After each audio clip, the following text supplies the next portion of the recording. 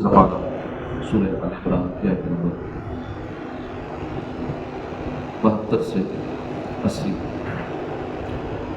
اعوذ باللہ من الشیطان الرجیم، بسم اللہ الرحمن الرحیم۔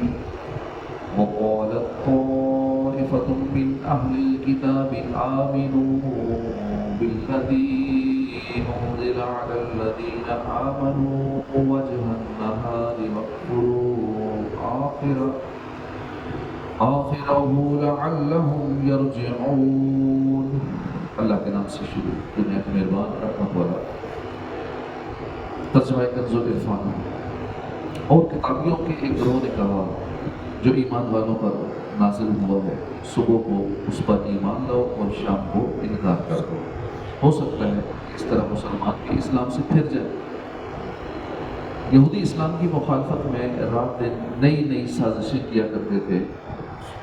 خیبر کے 12 یہودی علماء نے آپس میں مشورہ کر کے یہ سازش تیار کی کہ ان کی ایک جماعت صبح کے وقت اسلام لے آئے اور شام کو مرتد ہو جائے، اور لوگوں سے کہے کہ ہم نے اپنی کتابوں میں جو دیکھا وہ ثابت ہوا کہ محمد مصطفیٰ صلی اللہ علیہ وآلہ وسلم وہ نبی نہیں ہے جن کی ہماری کتابوں میں خبر ہے، تاکہ اس حرکت سے مسلمانوں کو اپنے دین میں شبہ پیدا ہو جائے اور یہ لوگ اپنے دین سے پھر جائیں۔ لیکن اللہ تعالیٰ نے یہ آیت نازل فرما کر ان کا یہ راز فاش کر دیا اور ان کا یہ مکر نہ چل سکا، اور مسلمان پہلے سے خبردار ہو گئے۔ اس بات سے باخبر رہنا چاہیے کہ کافروں کی طرف سے سازشوں کا سلسلہ ہمیشہ جاری رہے گا۔ آج بھی ایسی سازشیں پکڑی جاتی ہیں کہ جھوٹی فلموں، جھوٹی رپورٹوں، جھوٹی تصویروں کے ذریعے لوگوں کو اسلام سے متنفر کیا جاتا ہے۔ اس وقت کفار میڈیا کو اس مقصد کے لیے بطور خاص استعمال کرتے ہیں۔ وَلَا تُؤْمِنُوا إِلَّا لِمَنْ تَبِعَ دِينَكُمْ قُلْ إِنَّ الْهُدَى هُدَى اللَّهِ أَن يُؤْتَىٰ أَحَدٌ مِثْلَ مَا أُوتِيتُمْ أَوْ يُحَاجُّوكُمْ عِندَ رَبِّكُمْ قُلْ إِنَّ الْفَضْلَ بِيَدِ اللَّهِ يُؤْتِيهِ مَن يَشَاءُ وَاللَّهُ وَاسِعٌ عَلِيمٌ۔ اور مزید آپس میں کہا کہ صرف اسی کا یقین کرو جو تمہارے دین کی پیروی کرنے والا ہو۔ اے حبیب تم فرما دو کہ ہدایت تو صرف اللہ ہی کے لیے ہے، اللہ ہی کی ہے ہدایت ہے۔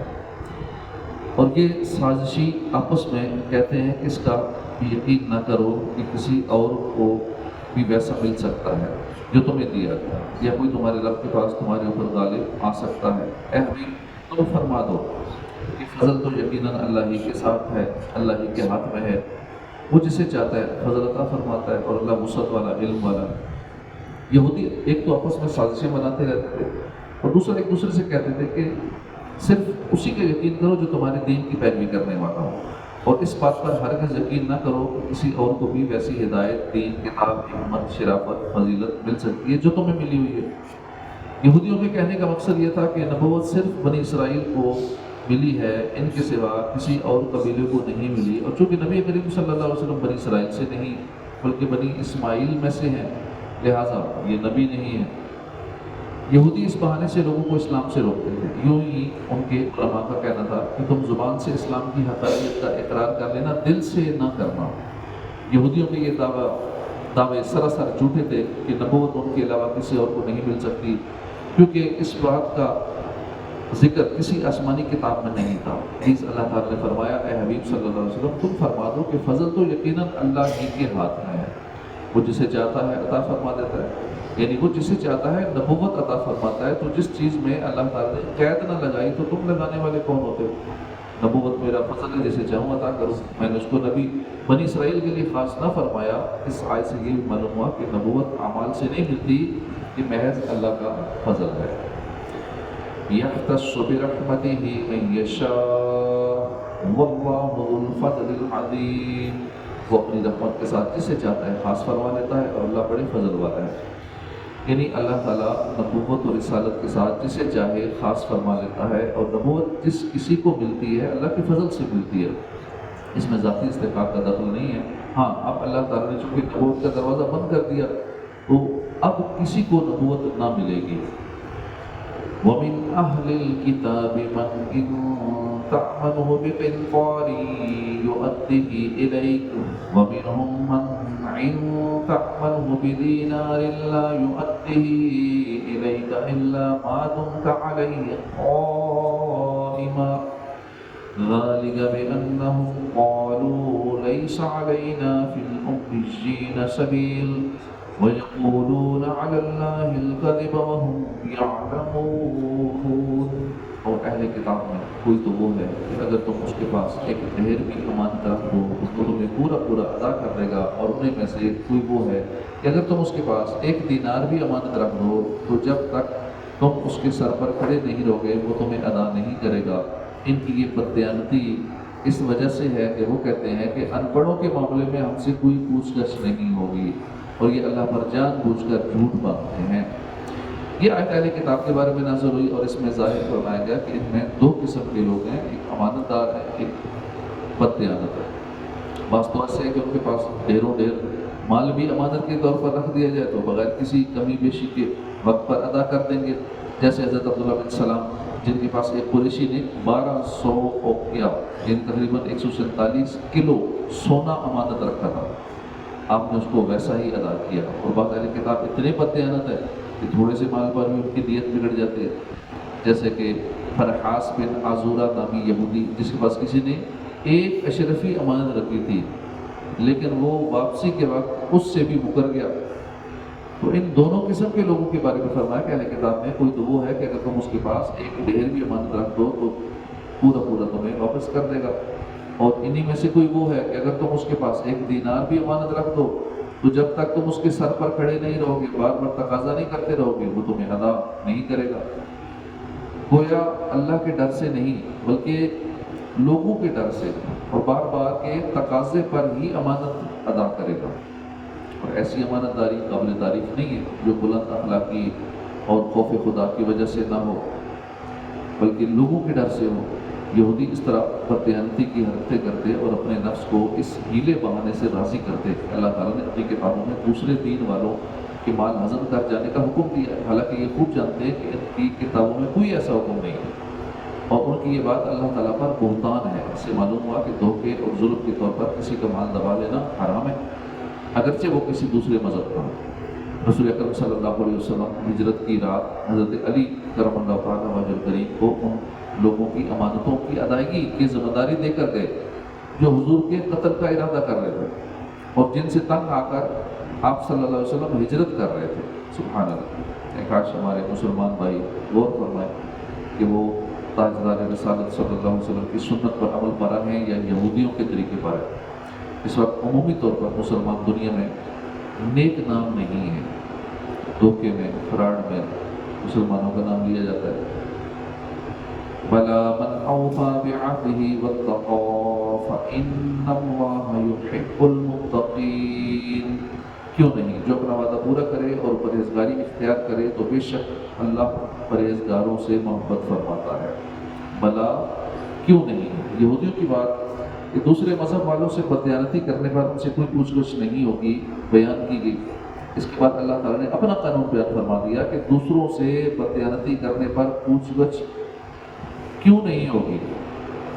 وعدہ پورا کرنا اور امانت کا ادا کرنا دونوں چیزیں پرہیزگاری کے ساتھ تعلق رکھتی ہیں، اور پرہیزگاری جو ہے اللہ کی نہایت محبوب ہے۔ جو اللہ کی پسند پر چلے گا وہ اللہ تعالیٰ کا محبوب بنے گا، جو اللہ کی پسند کی مخالفت کرے گا اس پر ضرور مواخذہ ہوگا۔ اس سے معلوم ہوا کہ جو کسی سے وعدہ کیا جائے اسے پورا کیا جائے، خواہ رب سے کیا ہو یا عام انسانوں سے ہو یا نبی سے ہو یا اپنے پیر سے ہو یا بوقت نکاح بیوی سے ہو یا کسی اور عزیز سے ہو، وہ وعدہ پورا کرنا۔ ان الذين يشترون بعهد الله وايمانهم ثمنا قليلا اولئك لا خلاق لهم في الاخره ولا يكلمهم الله ولا ينظر اليهم يوم القيامه ولا يزكيهم ولهم عذاب الیم۔ بے شک وہ لوگ جو اللہ کے وعدے اور اپنی قسموں کے بدلے تھوڑی سی قیمت لیتے ہیں، ان لوگوں کے لیے آخرت میں کچھ حصہ نہیں، اور اللہ قیامت کے دن نہ تو ان سے کلام فرمائے گا، نہ ان کی طرف نظر کرے گا، اور نہ انہیں پاک کرے گا، اور ان کے لیے دردناک عذاب ہے۔ ثمنا قلیلا، تھوڑی سی قیمت۔ یہ آیت یہودیوں کے علماء اور ان کے کچھ سرداروں مثلاً ابو رافع، کعب بن اشرف اور حی بن اخطب وغیرہ کے بارے میں نازل ہوئی، جنہوں نے اللہ تعالیٰ کا وہ عہد چھپایا تھا جو نبی آخر زمان صلی اللہ علیہ وآلہ وسلم پر ایمان لانے کے متعلق ان سے توریت میں لیا گیا تھا۔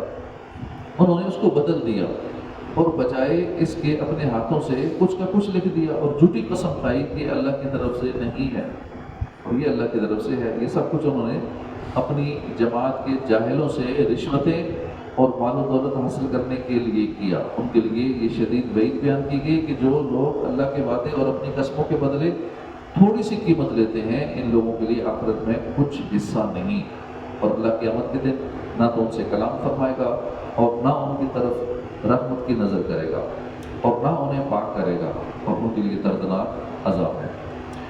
اس وعید میں جھوٹی قسم کھا کر مال لے لینے والے، رشوت لے کر جھوٹی گواہی دینے والے، یا رشوت لے کر جھوٹے فیصلے کرنے والے، یا جھوٹی وکالت کرنے والے، یہ سارے داخل ہیں۔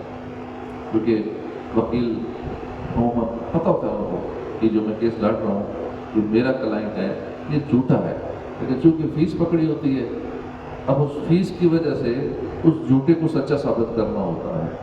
جسے قتل کیا ہوا ہے اس کا بے گناہ ثابت کرنا ہوتا ہے اس پیسے کے بدلے میں، ان کو غور کرنا چاہیے۔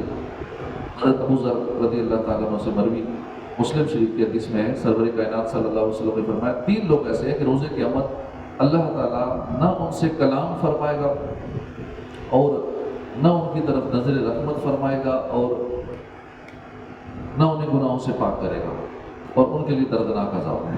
اس کے بعد نبی اکرم صلی اللہ علیہ وسلم نے اس آیت کو 3 مرتبہ پڑھا۔ اس پر حضرت ابو ذر غفاری رضی اللہ عنہ نے عرض کی کہ وہ لوگ بہت نقصان میں رہے۔ یا رسول اللہ وہ کون لوگ ہیں؟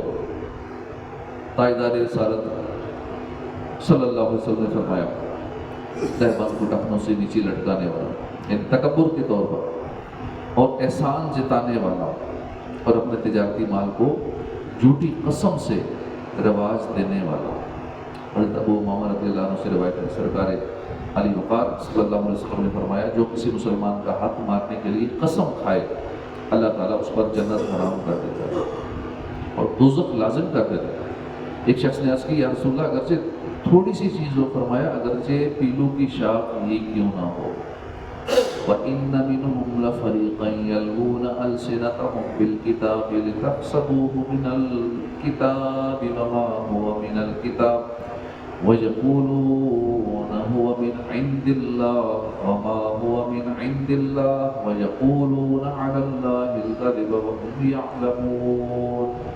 اور یقیناً ان اہل کتاب میں سے کچھ وہ لوگ ہیں جو زبان کو مروڑ کر کتاب پڑھتے ہیں تاکہ تم سمجھو کہ یہ بھی کتاب کا حصہ ہے، حالانکہ وہ کتاب کا حصہ نہیں ہے، اور یہ لوگ کہتے ہیں یہ اللہ کی طرف سے، حالانکہ وہ ہرگز اللہ کی طرف سے نہیں ہے، اور یہ لوگ جان بوجھ کر اللہ پر جھوٹ باندھتے ہیں۔